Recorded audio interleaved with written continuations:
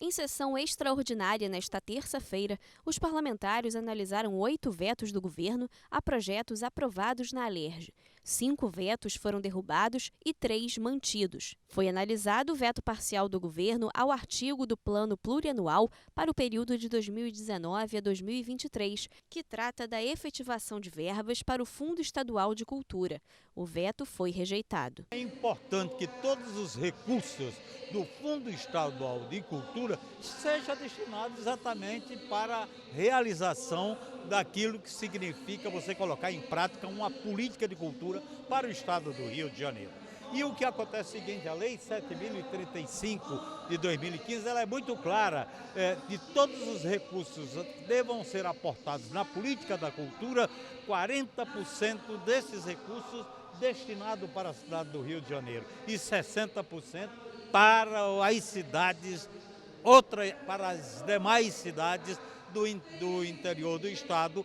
Nós temos 92 municípios, portanto 91 municípios sendo aquinhoados exatamente com os recursos destinados para a execução da política cultural do estado do Rio de Janeiro. Já o veto para a recomposição de perdas para a remuneração dos servidores foi mantido. Foi consensuado no Colégio de Líderes que tanto o artigo do PPA, do Plano Plurianual, quanto o da LOA eram impositivos e, por via de consequência, eram inconstitucionais. Se a gente derruba o veto,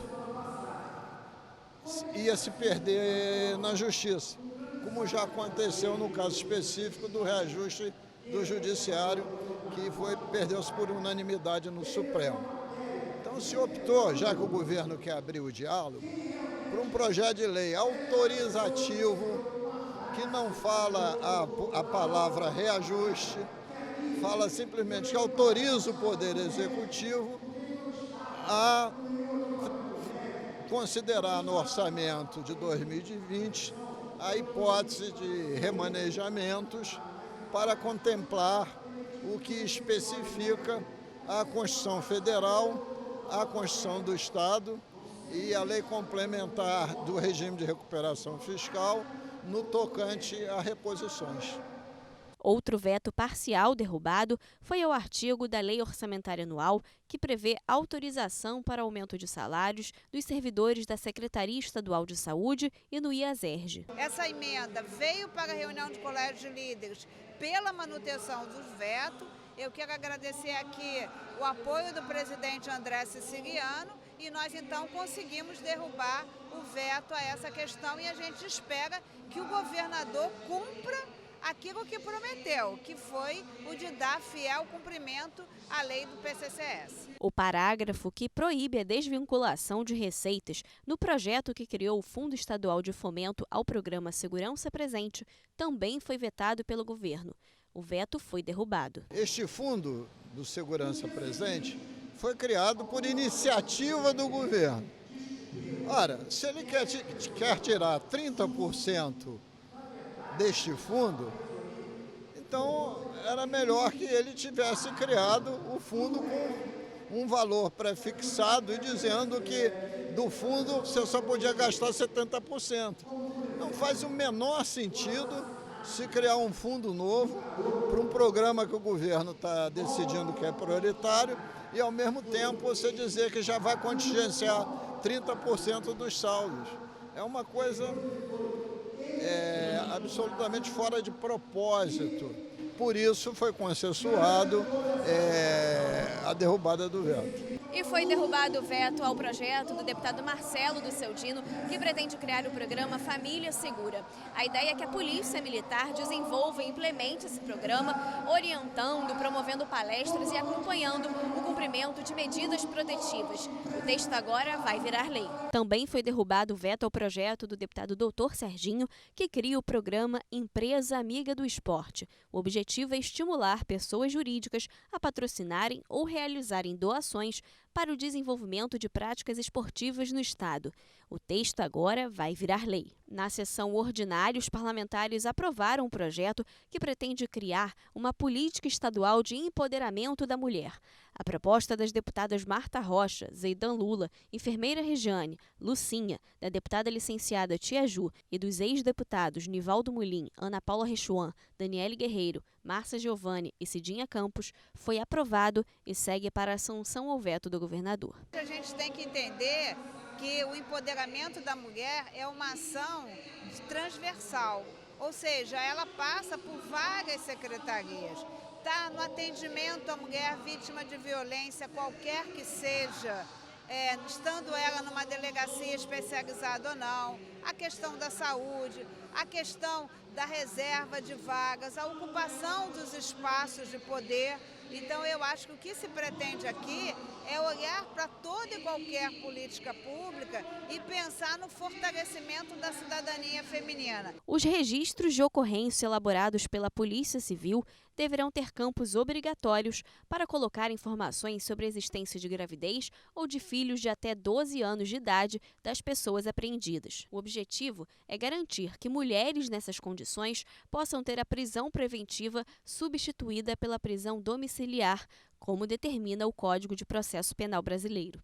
A proposta dos deputados Eliomar Coelho, enfermeira Regiane, Flávio Serafini, Zeidan e dos ex-deputados Marcelo Freixo e o Anderson Nogueira foi aprovada em segunda discussão. Nós botamos esse projeto para ter a igualdade entre ricos e pobres, porque aquela mulher que tem uma certa condição, ela não tem esse direito, porque não tem advogado, não tem como garantir isso, né, junto ao juiz.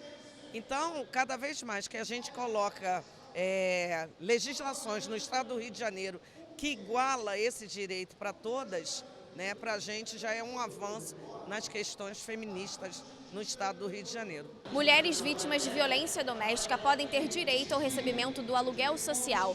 O benefício será temporário, com duração de 12 meses e será para os casos enquadrados na Lei Maria da Penha, quando a mulher teve que sair de casa por causa das agressões.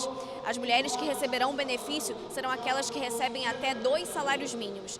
O projeto da deputada Lana Passos foi aprovado e segue agora para a análise do governador. No expediente final, os deputados Valdec Carneiro e Mônica Francisco falaram sobre o Dia Internacional da Mulher e lembraram as lutas femininas que ainda precisam ser travadas. O quadro no Brasil e no Rio de Janeiro é um quadro ainda muito desafiador. Eu mencionei, por exemplo, o dado do Fórum Brasileiro de Segurança Pública, que nos indica de forma aterradora que a cada 11 minutos no Brasil uma mulher é estuprada.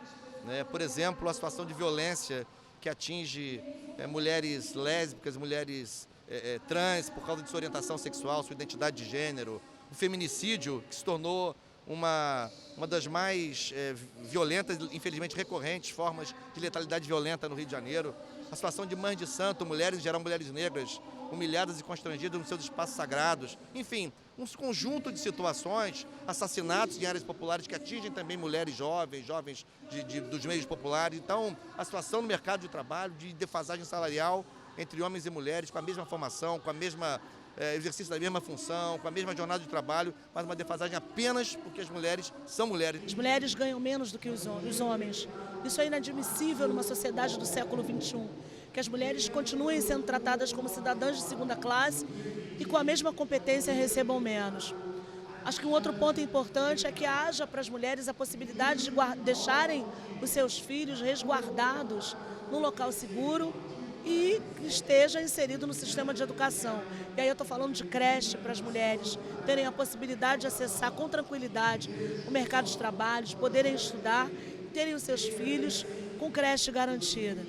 E a terceira delas, que as políticas públicas em referência à mulher, principalmente no que se refere à saúde, e a gente tem um grande entrave no Brasil, que é em relação ao câncer de mama, por exemplo, que matem muito mais as mulheres negras porque não conseguem acessar os exames a tempo necessário e quando estão em tratamento não conseguem acessar os medicamentos, que são caríssimos, que garantem a qualidade de vida e a possibilidade de cura dessas mulheres. A deputada Rosane Félix pediu a atenção dos pais e do poder público para os casos de pedofilia.